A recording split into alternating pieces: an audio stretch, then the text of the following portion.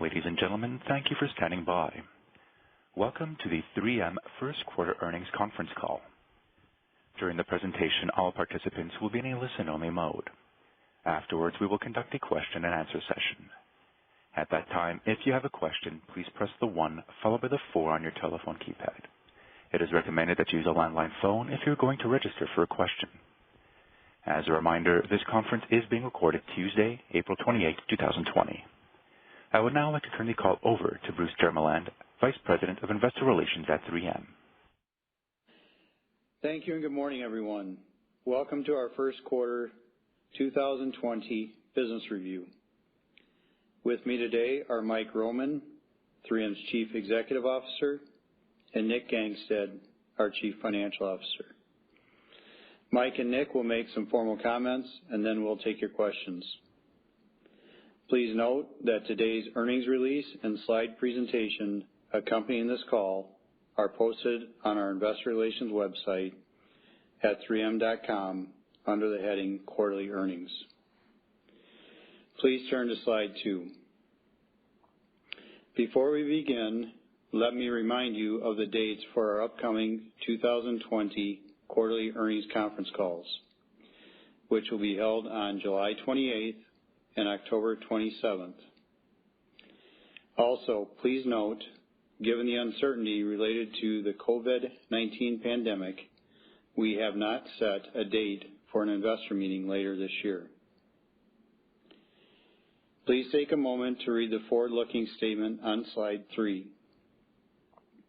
During today's conference call, we will make certain predictive statements that reflect our current views about 3M's future performance and financial results. These statements are based on certain assumptions and expectations of future events that are subject to risks and uncertainties. Item 1A of our most recent Form 10-K lists some of the most important risk factors that could cause actual results to differ from our predictions. Finally, throughout today's presentation, we will be making references to certain non-GAAP financial measures. Reconciliations of the non-GAAP measures can be found in the attachments to today's press release.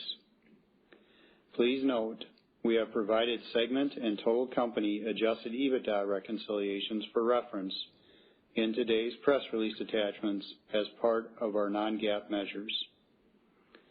Please turn to slide 4, and I'll hand it off to Mike. Mike? Thank you, Bruce. Good morning, everyone. I hope you and your families are safe, and I thank you for joining us. Let me also take this opportunity to say how much we appreciate and admire everything our heroic nurses, doctors, and first responders around the world are doing to fight COVID-19. And I'd like to share this sentiment with our employees. In this unprecedented time, I could not be more proud of how you have stepped up to help protect those on the front lines of this crisis. I would like to also recognize those 3Mers in our manufacturing and distribution sites who, in these most challenging circumstances, continue to work around the clock to accelerate production of respirators and other critical supplies. I thank all of our people for your tireless efforts and your incredible work. At 3M, we have a unique and critical responsibility in pandemic preparedness and response.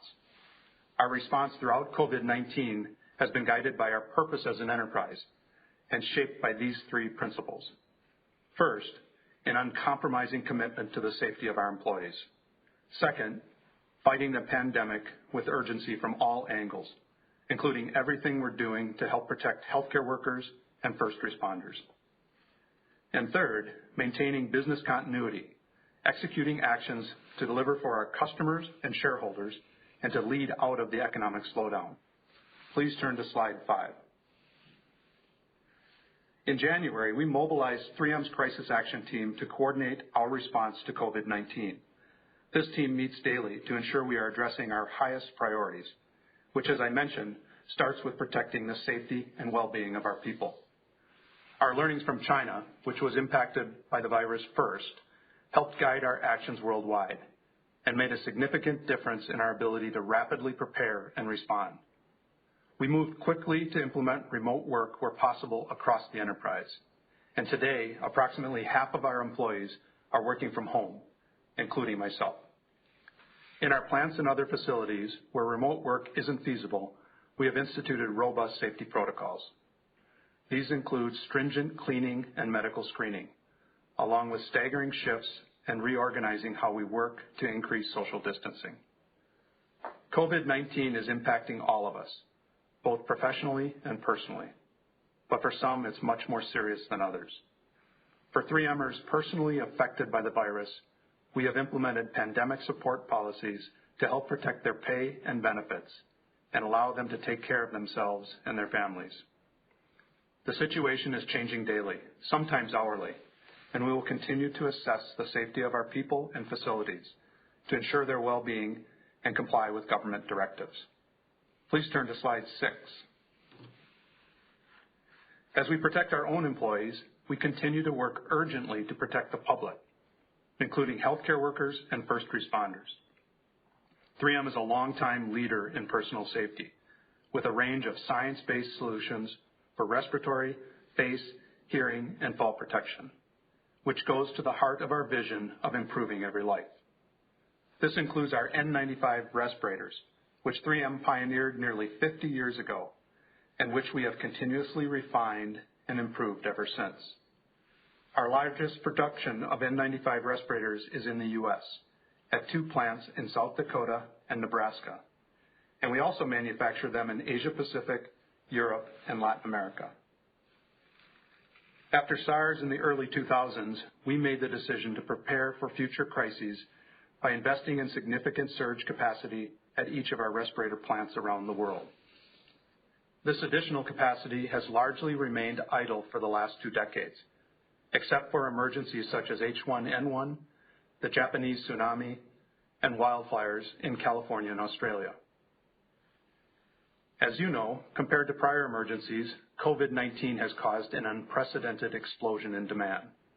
When the virus broke out, we were able to immediately activate our surge capacity and maximize production to support the public health response. Beginning in January, 3M doubled our global output of N95 respirators to 1.1 billion per year, or about 100 million per month, including 35 million per month in the U.S. We've made additional investments and are also working with the Department of Defense to double annual production once again to 2 billion by the end of this year, with additional capacity already beginning to come online. In the U.S., we will be producing N95 respirators at a rate of roughly 50 million per month in June, a 40% increase from current levels. We are also partnering with other companies on innovative solutions to protect those on the front lines. In collaboration with multiple sterilization companies, we have introduced new methods for hospitals to safely clean and reuse their N95 respirators. We are also working with Ford and Cummins to expand production of 3M's powered air purifying respirators, with a plan to increase capacity by 10-fold within the next 60 to 90 days. Protecting people in this crisis is not just a 3M challenge, it's an industry-wide challenge. Even with 3M's accelerated production, the stark reality is that global demand for respirators far outpaces the ability of the entire industry to deliver.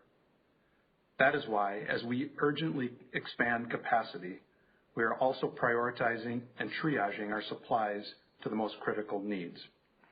We move quickly, within days of regulatory approval, to redirect more than 90% of our respirators into healthcare, with the rest deployed to other critical industries such as energy and food.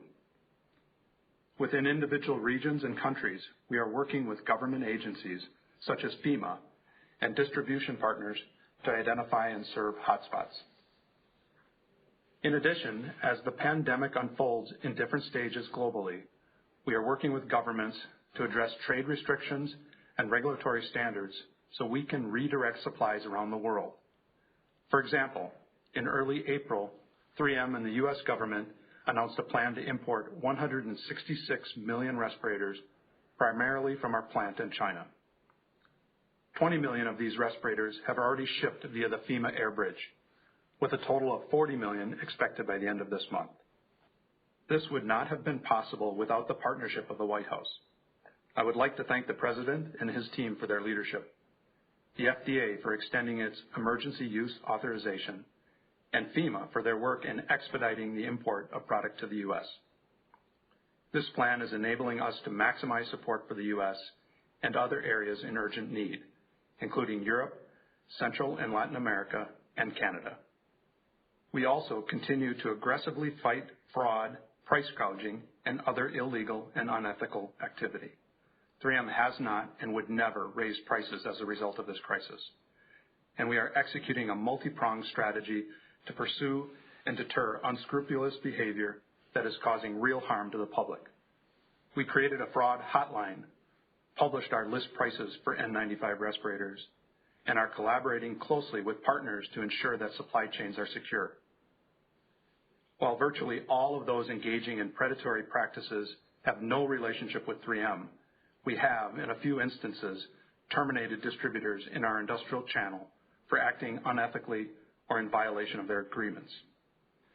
We have also filed multiple lawsuits and continue to make referrals to law enforcement, take down counterfeit websites, and remove deceptive social media posts. Beyond personal protective equipment, 3M Science is leading the fight against COVID-19 in other significant areas as well. We are providing biopharma filtration and purification solutions to support the development of vaccines and therapeutics, including multiple drugs in current trials. Our advanced membrane technology is being utilized in blood oxygenation procedures and medical devices, vital treatments for some of the sickest patients. We are helping hospitals in New York City and elsewhere quickly connect their temporary facilities and are providing leading software and coding solutions at no cost during this critical period of time, enabling frontline workers to better manage the surge in patient volume. 3M has also donated $20 million to support healthcare workers, vulnerable populations, and scientific research. In summary, I am proud of how 3M is helping lead the fight against COVID-19, and we have launched a comprehensive website on 3m.com with more details on our response and other valuable information. Please turn to slide 7.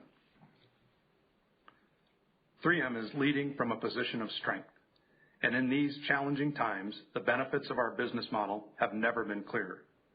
We are a science and manufacturing powerhouse with strong capabilities and brands across the world, with our greatest capabilities here in the United States. In the U.S., we have nearly 80 manufacturing plants and distribution centers anchoring communities in 29 states across the country. 3M has never left our home country and has continuously expanded our U.S. capabilities.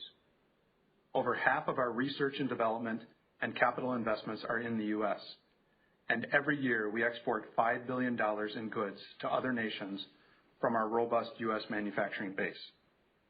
At the same time, over the decades, we've also built out robust capabilities around the world to be close to customers and better serve the unique needs of regional and local markets. These global capabilities include plants and distribution centers in 54 countries, along with 3 global R&D centers in Asia and Europe. In this crisis, our model has enabled us to respond with agility and at scale, including the rapid deployment of personal safety equipment that we just talked about. It is also enabling us to maintain business continuity, continue to serve our customers, and ensure the integrity of our supply chain, which brings me to slide 8.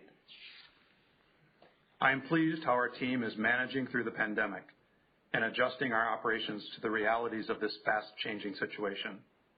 This includes working closely with our customers to modify our supply and demand plans. Our critical sites are fully operational, though we have implemented some targeted plant or line shutdowns due to weak customer demand or government mandates. Overall, as of late April, roughly 3/4 of our plants and distribution centers remain fully or partially operational. And to support 3Mers impacted by shutdowns, we have implemented a short-term paid furlough program. In this crisis, I'm especially encouraged at the benefits we are seeing from the new global operating model we rolled out at the start of this year.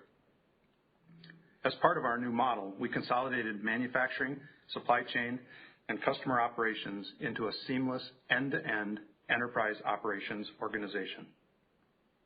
This team is enabling us to maintain strong customer service, streamline decision-making, and adjust faster than ever to the external environment. As an example, we have reduced our production planning cycle times by 70% across our portfolio of businesses. In addition, our new corporate affairs organization has increased our collaboration with governments around the world while enhancing our employee and community engagement. Beyond our operations, we are also executing financial actions to deliver 2020 and set us up for success in 2021 and beyond. We are maintaining critical investments in organic growth through R&D, including in personal safety and other priority areas. At the same time, we are aggressively managing costs, a continuation of our relentless focus on efficiency and productivity improvements. We have already implemented sharp spending reductions, including a global hiring freeze, limiting our use of temporary contract workers, and cutting indirect costs across the enterprise.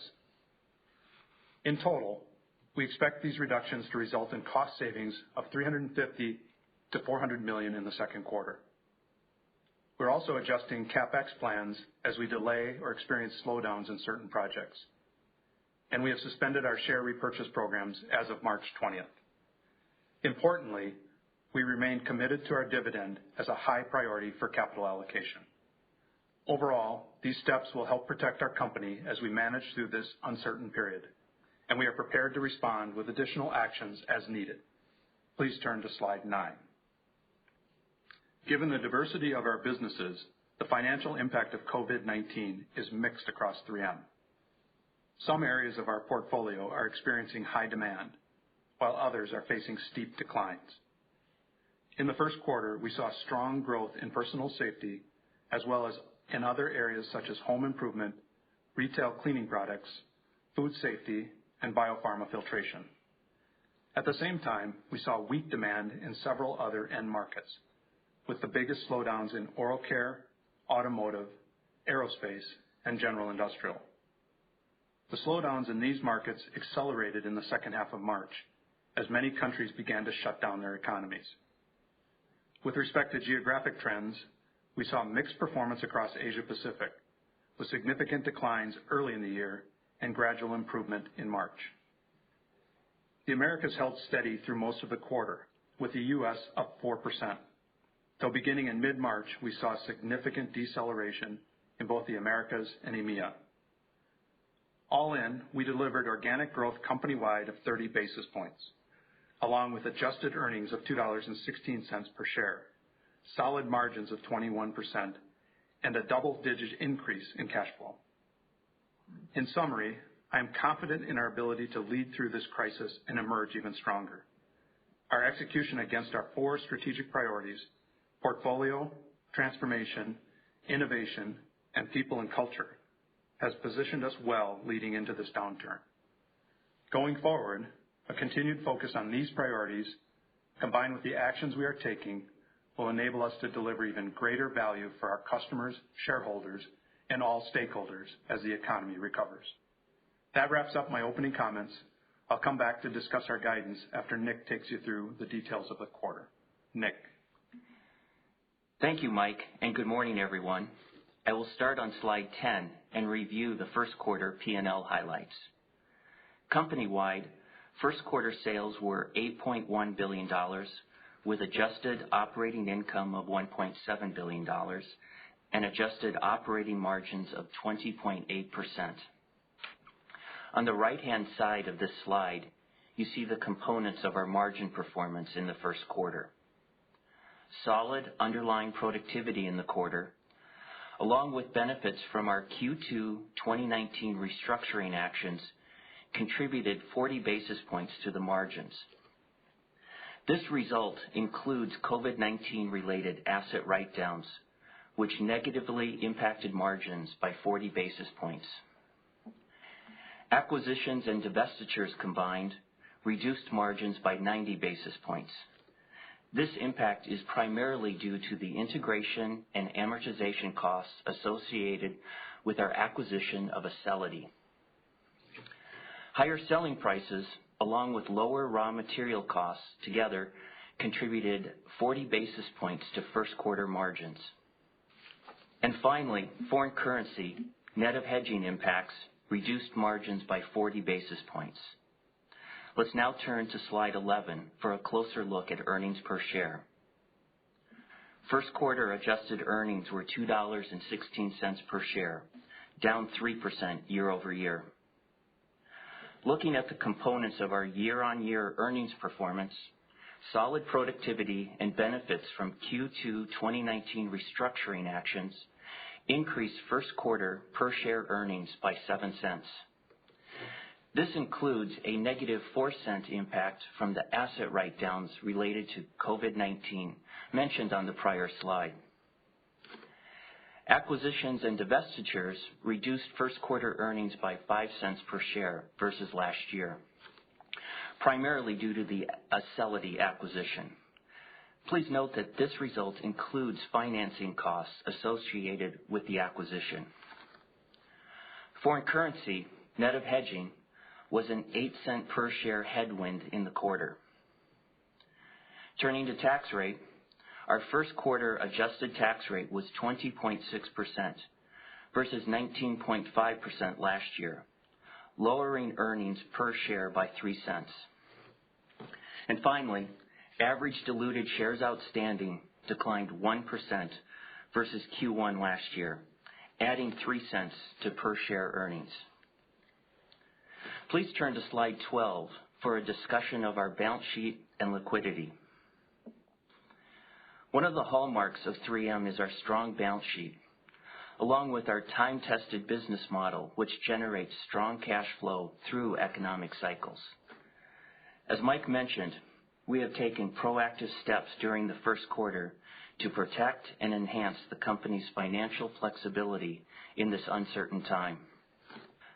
With respect to our balance sheet, we had cash and marketable securities on hand of $4.5 billion as of the end of March. This includes $1.75 billion in additional liquidity from last month's debt issuance. We are well capitalized to meet our 2 upcoming debt maturities totaling $1.2 billion this year, one in May and another in August. Additionally, we have multiple sources of liquidity. First and foremost, a business that generates strong free cash flow. In the first quarter, we had adjusted free cash flow of approximately $900 million with adjusted free cash flow conversion of 74%. Also, we continue to expect the drug delivery divestiture to close in the second quarter, providing approximately $400 million in after-tax proceeds. From a capital allocation perspective, our long-term strategy remains unchanged. Our first priority is to invest in our business, and second, maintaining our dividend, and lastly, flexible deployment for M&A and share repurchases. While we continue to invest in the business in the near term, we are taking actions and adjusting our 2020 capital allocation plans. As a result, we are lowering our full-year CapEx budget to approximately $1.3 billion, from a range of $1.6 to $1.8 billion previously. This expectation includes investing an additional $100 million to continue to expand our output of respirators. In addition, in March, we suspended our share repurchase program. And finally, we are aggressively managing discretionary spending to preserve financial flexibility. That wraps up my prepared remarks. Please turn to slide 13, and I'll hand it back over to Mike. Mike? Thank you, Nick. I'll start by providing an update on the market trends we're seeing so far in April. On a geographic basis, we're seeing ongoing improvements in Asia Pacific, most notably in China, where the virus first emerged.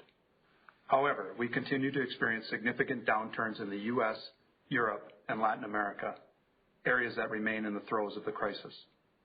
I can share that we are seeing a slowdown in growth during the first several weeks of Q2, with total company organic growth through late April down in the mid-teens. We anticipate continued strong demand for respirators, which we expect to contribute approximately 150 basis points to company-wide Q2 growth. At the same time, we expect ongoing weakness in other end markets through Q2, including oral care, automotive, office supplies, and general industrial. Due to this end market uncertainty, at this time we are unable to adequately quantify the impacts to our business for the remainder of the year. Therefore, we are temporarily withdrawing our 2020 guidance until we have better visibility of the duration and impact of the slowdown.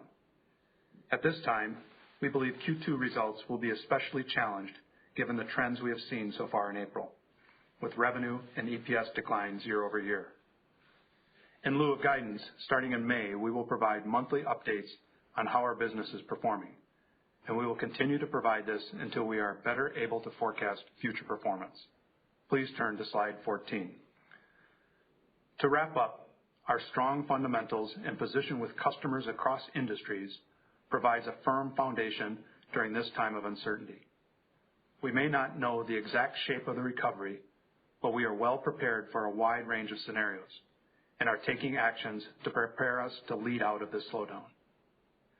Before turning to Q&A, I'd like to once again thank all 3Mers for your tremendous work and for everything you're doing in this unprecedented moment. I'm very proud to represent 3M and our people around the world. Going forward, we'll continue to do all we can to protect our employees, protect our enterprise, and help the world get through this crisis. That concludes our remarks, and we'll now take your questions.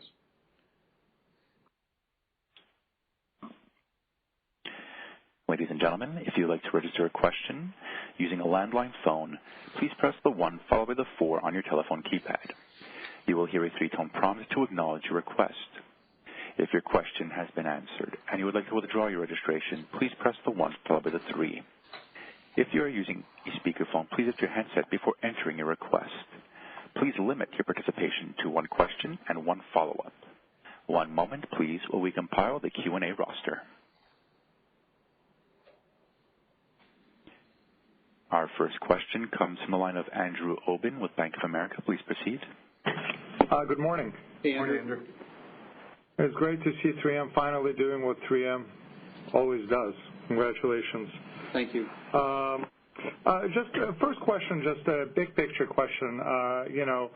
In terms of your capacity additions in nonwovens and specifically respirators, how do you think the industry will change? Because you're not the only ones adding capacity. Lots of capacity added in China.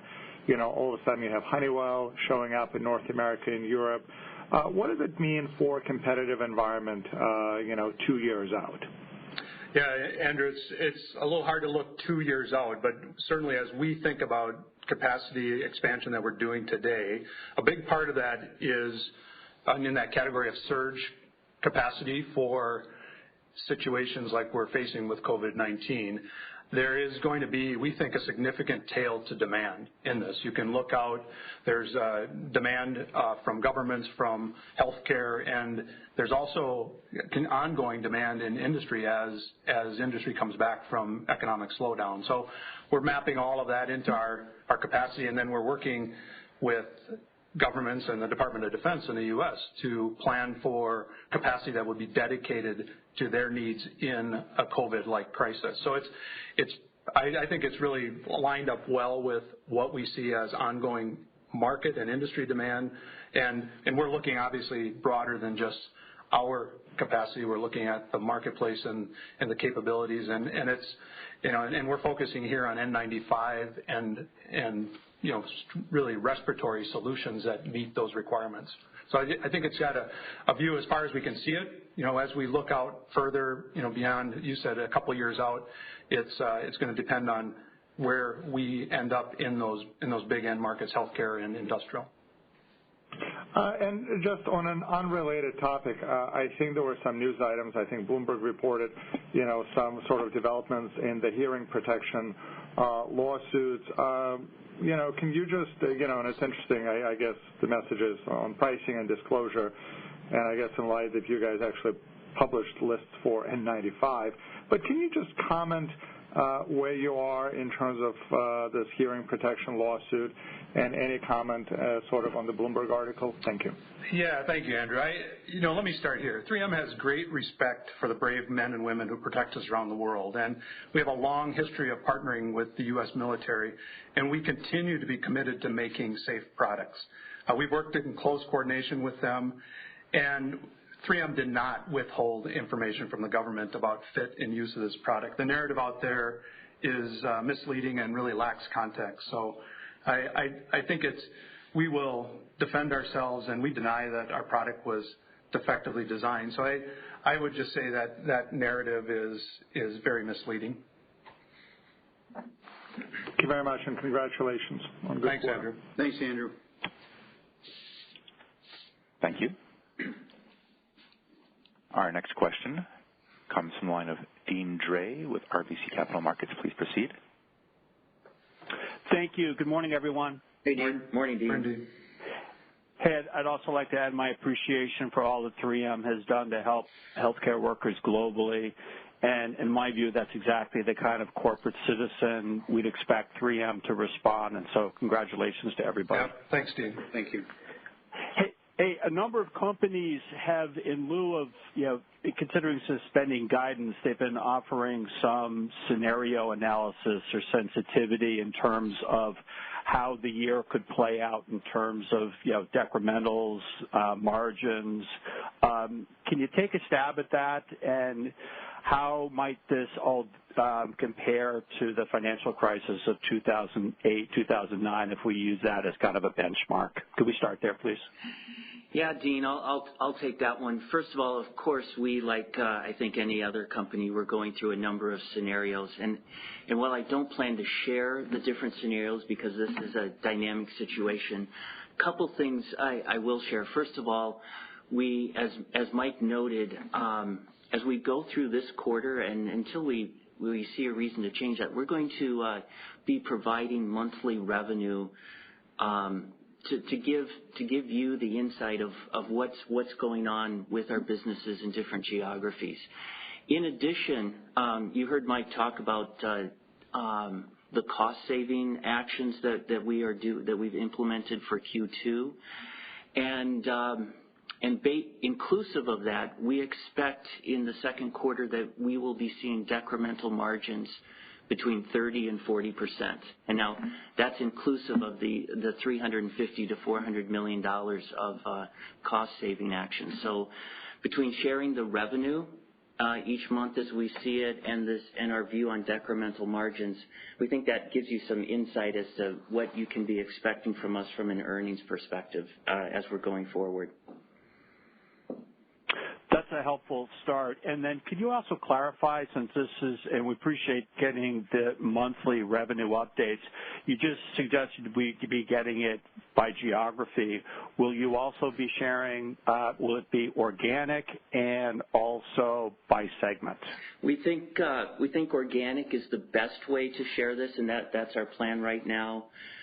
And we do plan to be providing insights of what's going on by both business and geography. Okay, that's going to be really helpful, so appreciate it. Just last question. It got cited but not clarified. What were the asset write-downs that were COVID-related? You sized it, but what were the businesses and why? Those are within our company, we have what we call new ventures, where we're investing venture capital in a number of places of emerging technologies that we think will complement the 3M business model. These were some mark-to-market actions. All or virtually all were felt within the corp miscellaneous aspect of our company. But why were those COVID-related? As a result of changes in triggering events in terms of the value of those companies that we saw that as COVID-related. Okay. Thank you. Good luck to everyone. Stay healthy. Yep, thanks, Steve. Thank you. Our next question comes from the line of Steve Tusa with J.P. Morgan. Please proceed. Hey, guys. Good morning. Hey, Morning, Steve. Hey, sorry, I might have missed this busy earnings morning, but the $350 to $450 million in costs in the second quarter, that's a pretty big number. Is there kind of carry forward into in the second quarter? Does that carry forward into like the third and the fourth? And, how much of that is temporary? How much of that was from last year's restructuring? Just unclear to me what's included there. Sorry if I missed you detailing it earlier in the call. I'm sure you did, but I might have missed that. Thanks. Yeah, Steve, I'll go through a few of those details. First of all, it is taking actions on a number of components of cost structure. The first and the biggest component is things what we internal to 3M called indirect costs, things that are not payroll or raw material cost related. So travel, external services, temporary workers, targeted ad merch, things like that. We are working on bringing that spending down in line with what we're seeing happen in the external market. We've also frozen any new hiring. And in the case of with employees, there's some parts of the world where we have put employees on required mandatory use of vacation. So those are the things that are driving that. In terms of carry forward into future quarters, I'd say, Steve, it's just volatile now and flexible that some of it or much of it may carry forward depending on what we see, but not necessarily depending on the type of recovery that 3M sees in the coming quarters. Okay, so you kind of have yet to take structural action, incremental structural action beyond what you guys did last year, which is what most companies are doing. Just by the way, that is correct, Steve. Okay, and then one last one just on how you're approaching this environment. Inventories. A lot of companies are keeping a little bit of a buffer stock. Have you guys maintained that buffer stock, or have you continued to work down inventories from where they were last year? Yeah, Steve, one of the things I highlighted in my prepared remarks was how our enterprise operations, bringing together manufacturing, supply chain, and customer operations together into one organization that we launched at the beginning of the year. It's really been benefiting us, and this is another area where really we continue to take down days of inventory outstanding. So we do have plans to reduce inventory, some of it in response to slower demand, some of it really taking advantage of that improved performance. So we have targeted significant inventory reductions on both of those drivers. Okay, great. Thanks a lot, guys. Appreciate the details. Thanks, Steve. Thank you. Our next question comes from the line of Nigel Coe with Wolfe Research. Please proceed. Thanks. Good morning. Morning, Nigel. By the way, great idea. Good morning. Great idea on the monthly sales, and please continue that post-COVID. It's wonderful information to have. I'm sure you won't, though. So looking at the April trends, and obviously a lot of companies are using April to anchor their expectations for TQ and beyond, and then using China as a sort of lead indicator for what to expect elsewhere. So I'm just a two-part question here. One would be, can we use the mid-teens, kind of placeholder for April as a guidepost for TQ, or are you seeing sequential deterioration through April, which indicates it might get a little bit worse or get better? And then in China, the strength that we've seen in April, which is obviously very encouraging, but how much of that is a restock versus the severe declines we saw in February? Yeah, Nigel, maybe I'll take that. When you look at April, it's what it is, our April trends to date. I led with outlook description, very fast changing, a lot of uncertainty. So to look beyond that trend, part of the reason we're going to give monthly updates is it's just you can't project April into May or June or any further than what we are seeing right now. And I would, so we'll update you as we go on that and give you better clarity month by month. When you look at China, we are seeing improvements. We're returning to growth in China. It's pretty broad-based across our portfolio, and for sure there's going to be some restocking, but we're seeing, the economy start to show signs of recovery broadly, and it's not back to normal yet, but improving as we move through April. Okay, great. Thanks, Mike. And then I think one for Nick. On the pricing, 40 basis points in the quarter, are we confident the pricing will remain positive this year? Are we seeing any warning signs outside of Asia on pricing? And then can you just mark us to market on where the raw material benefit is right now for FY20? Yeah, Nigel, we started the year saying our price growth that we thought would be consistent with past trends, and the 40 basis points that we saw in the first quarter is very much in line. As we look forward for the balance of this year, we're not seeing any kind of material change in what we're expecting for price growth for us. We think it'll stay in this zone. In regards to raw materials, Nigel, at the beginning of the year, we said that we expected raw materials to be between flat to up to a 10-cent tailwind to us. Right now, as we look at it, it's going to be better than that. It's going to be a more significant tailwind. I'm not going to quantify it because things are dynamic enough, but we're seeing it go beyond that for benefit right now. Okay. Thank you very much. Yeah, thanks, Nigel. Thank you. Our next question comes from the line of Julian Mitchell with Barclays. Please proceed. Hi, good morning. Hey, maybe just a first question, please, around the healthcare division. Maybe just help us understand within that what you have seen so far as the puts and takes from COVID. And it looks like underlying margins, excluding the acquisition impacts, have been sort of flattish in Q1 and Q4. So just wondering, even when healthcare sales recover alongside, say, oral care coming back, should we expect good incremental margins, or is it just that healthcare is at a higher kind of level of reinvestment for the near or medium term? Thank you. Yeah, Julian, maybe I'll comment just on the business trends that we're seeing. So we saw healthcare grow a little over 1% in first quarter. It was led by medical solutions and food safety. As we got to March, we saw a significant slowdown in oral care, and we also saw an impact from elective surgeries and a slowdown in healthcare and in some of our medical solutions areas as well. So those are some of the trends we're seeing behind that overall growth number. Maybe I'll ask Nick to comment on the margin and your question around margins. Yeah, Julian, of course, the biggest thing that we're seeing from margins in healthcare right now is from our acquisition of Acelity. And I think you will note in the appendix, we're now providing EBITDA margins. We felt that would be helpful given the acquisition of Acelity to give one more level of information on that. In terms of the margins that we're seeing, it was absent Acelity pretty close to flat. And we've seen some mix impact in the first quarter as we've seen some parts of that business more impacted by COVID.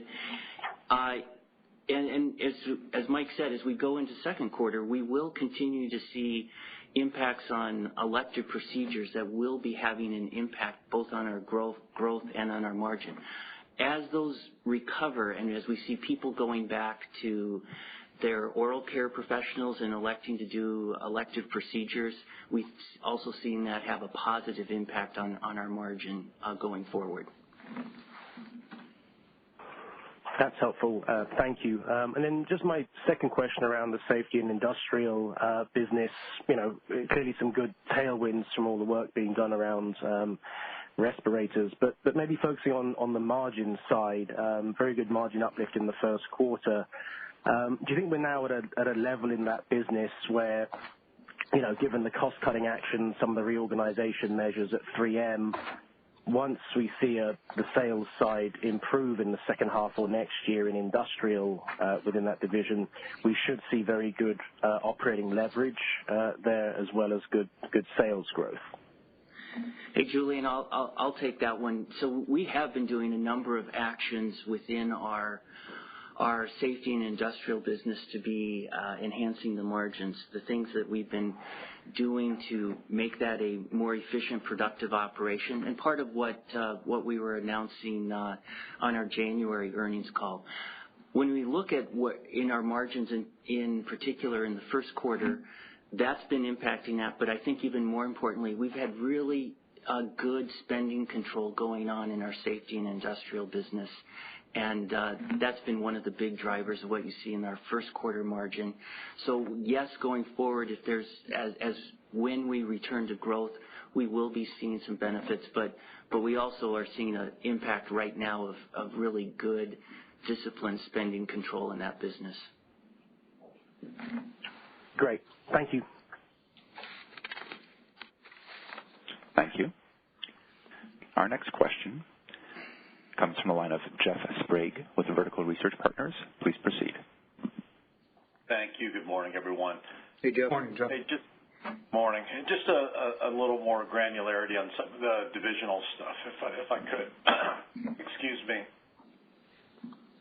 Personal safety was up, looks like 7% in the quarter, $60 million or so. I guess I would have expected maybe it to be even stronger than that. I guess the 1.5% benefit you're talking about for Q2, I think, is relative to total company sales. So it looks like you're looking for another kind of $120 million or so kind of lift on a year-over-year basis. Is that correct, and would that be kind of indicative of what your kind of current run rate production is for that business? Hey, Jeff, this is Bruce. Organically, personal safety is up 14%. What you're seeing for all-in sales growth, we had divestiture impact from our gas and flame detection divestiture, which is impacting, obviously, total sales growth. All right, that's helpful. Thanks, Bruce. And then, Nick, just thinking about sources and uses of cash, and thanks for your color there. What is your view on repo? Should we consider it's off the table for the balance of the year? Is this something that you'll be reconsidering as the year progresses? And is there going to be any requirement in pension as you get towards the end of this year, looking into next? Yeah, Jeff. As I mentioned earlier, we continue to look at a number of scenarios and manage accordingly for those. I think it would be fair to say that it's a dynamic situation, so I'm not going to put a timeline of when we would be possibly back in the market with a share buyback program. But I think it's safe to say that we would want to have enough confidence in the future that we can resume guidance of what we're anticipating for our financial results before we would be resuming our share buyback program. In regards to the pension, we started the year with a well-funded pension, and we took what I will call a minor hit in our pension funded status in the first quarter. And right now, we don't foresee any changes in our capital allocation plans to our pension.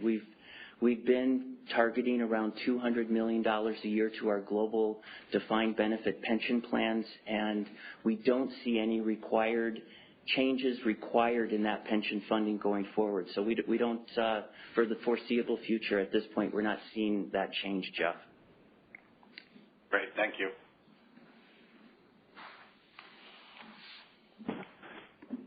Thank you. Our next question comes from the line of Joe Ritchie with Goldman Sachs. Please proceed. Thanks. Good morning, everyone. Hope you're all well. Morning, Joe. Just maybe touching on China to start off. Looks like the rebound in April has been pretty strong. Is there any end market specific commentary that you can provide on what's really driving the strength in April? Yeah, Joe, when I said it was broad-based, we're seeing it across our businesses. Maybe I'd highlight automotive is recovering. And remember, we had a big decline in Q1, so it's coming off of a low point, but starting to see some recovery there. Electronics has been leading the way. Semiconductor manufacturing has been strong demand for us. Consumer electronics off, but not as much. We're seeing healthcare and oral care recovering as we come into April, and then broader industrial and consumer as well. So it really broad-based across the market, all the markets and businesses for us.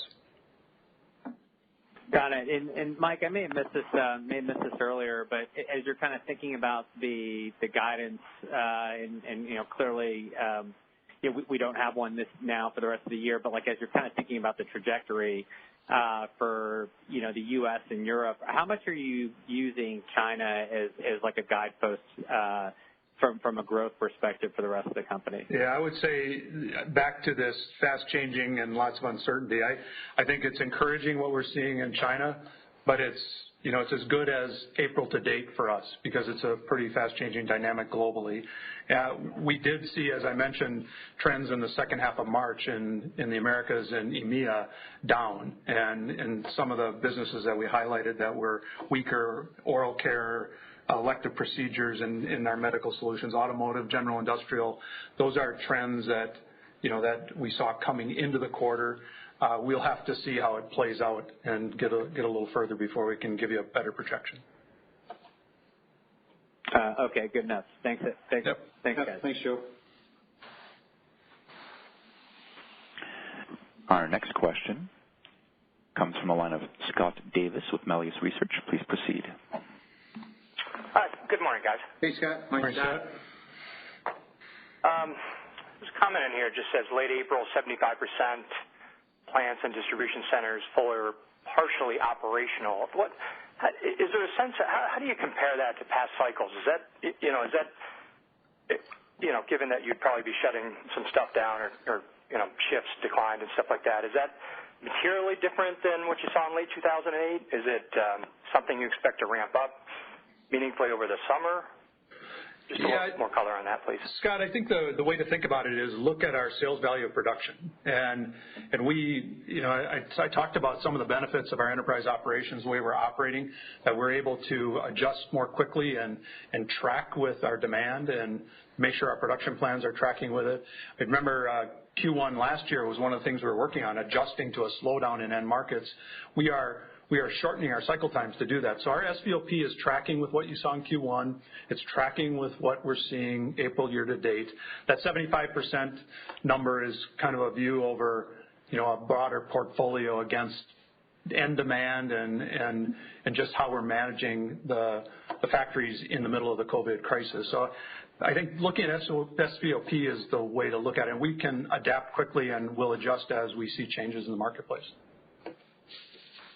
Okay, good, Mike. But can you help us understand how that might compare to past recessions? It doesn't have to be explicit, but if you have a sense of where you were in late 2008, was it 85% or is this? I think the way I would probably think about it, Scott, is I'd look at the magnitude of the slowdown, and it's probably similar. There might be a little faster reaction to it and adaptation to it now than even then. But living in 2009, we really managed our operations very quickly to in line with what we were seeing in the slowdown, and then back up again as the markets recovered, even in the second half of the year.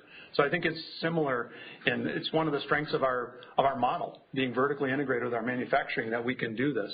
So I do give our teams credit for reducing cycle times, but the strategy in the 3M model, the strength is there in 2009. It's here again in 2020.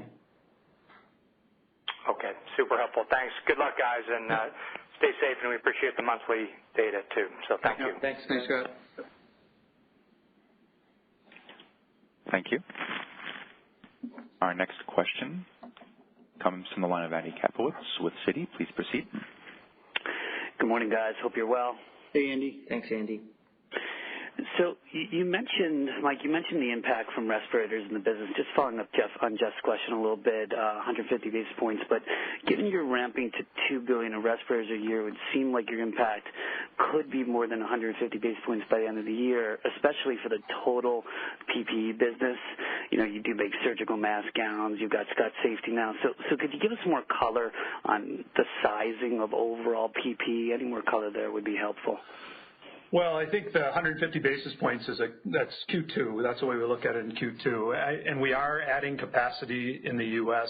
coming out of Q2. In late June, we'll get to 50 million respirators a month. That's up 40% from where we've been running, coming into the quarter and where we expect to run for much of the quarter.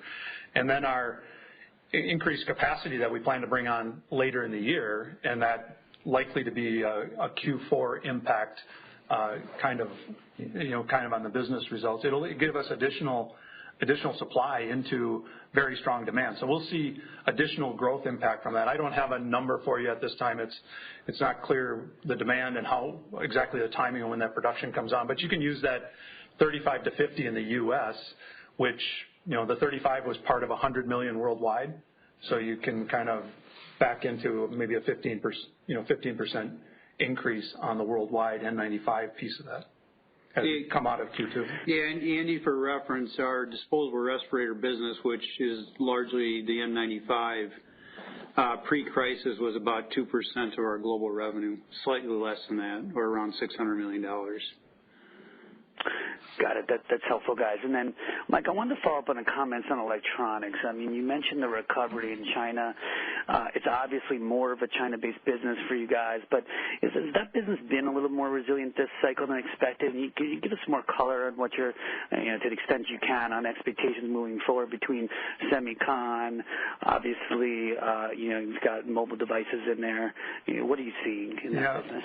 Yeah, and Andy, even as we came into the year, we were starting to feel better about electronics, and it was really semiconductor manufacturing demand increasing, and that has held up. We're seeing that, and that's part of that broader growth and return to growth in China. Consumer electronics, has been year over year a bit of a slowdown. We continue to see that, but overall, electronics is seeing a positive uptick as we come into Q2.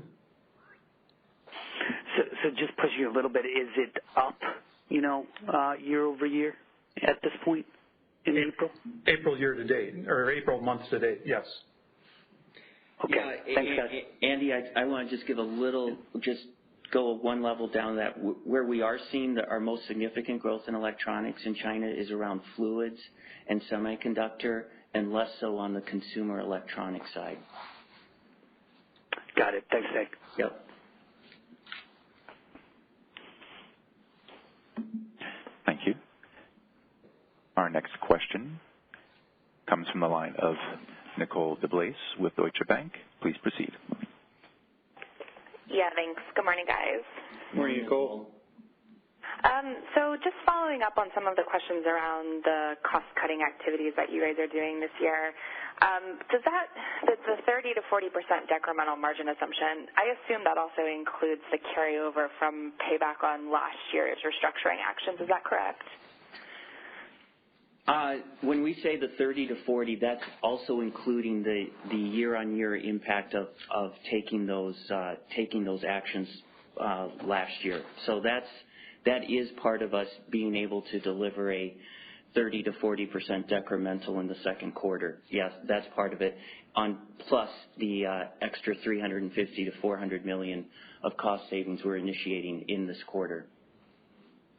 Okay, got it. Thanks, Nick. And as my follow-up, if we think about the healthcare business, is there a way to quantify how much of the healthcare business is actually being impacted by elective surgeries not taking place? I'm just trying to get a sense of what part of the business, has the potential to come back as COVID cases die down and elective surgeries return.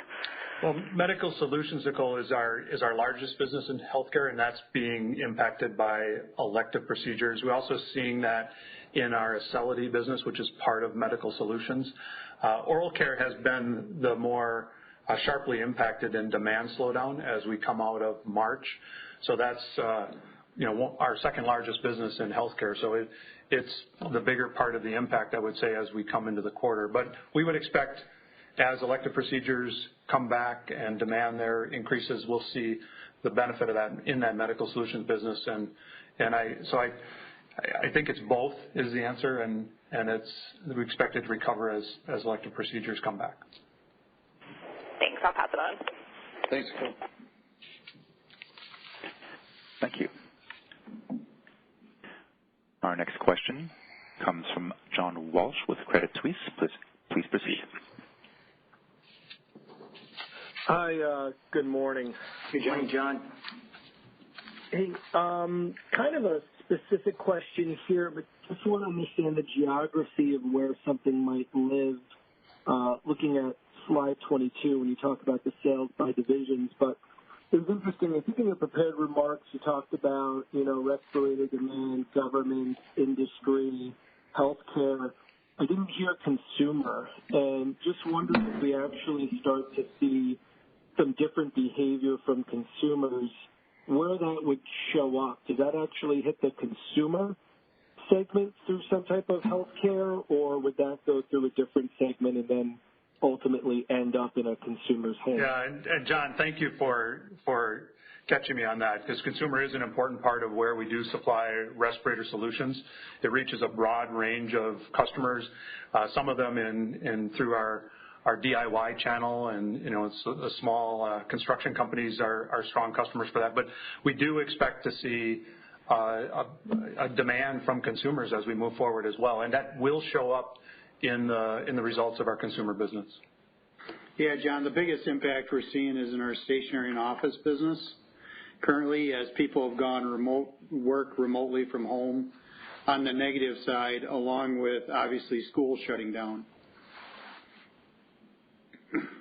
Yeah, no, thank you. That's helpful. And then, there's kind of a lot of excitement that we might see some manufacturing return to the U.S. Obviously, you highlighted on PP&E. There's been some discussion around life sciences. Just curious what you're hearing or seeing from some of your folks that are doing pharma filtration. I'm thinking about if they're actually starting to get, quotes or see an uptick activity for some of those solutions that you sell to that manufacturing process. Yeah, and John, maybe I'll start there. We have seen some increased demand in our biopharma filtration. I highlighted as one of the stronger demand, stronger growth in Q1 and even as we come into April.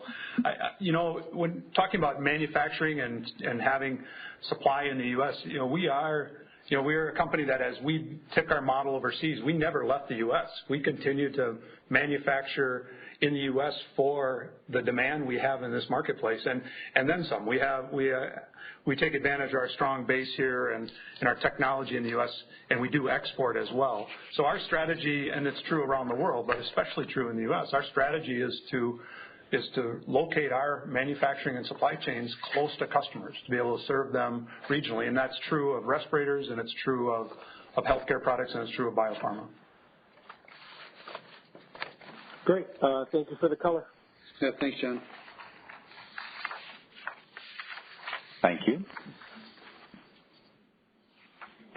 That concludes the question and answer portion of our conference call. I will now turn the call back over to Mike Roman for some closing comments.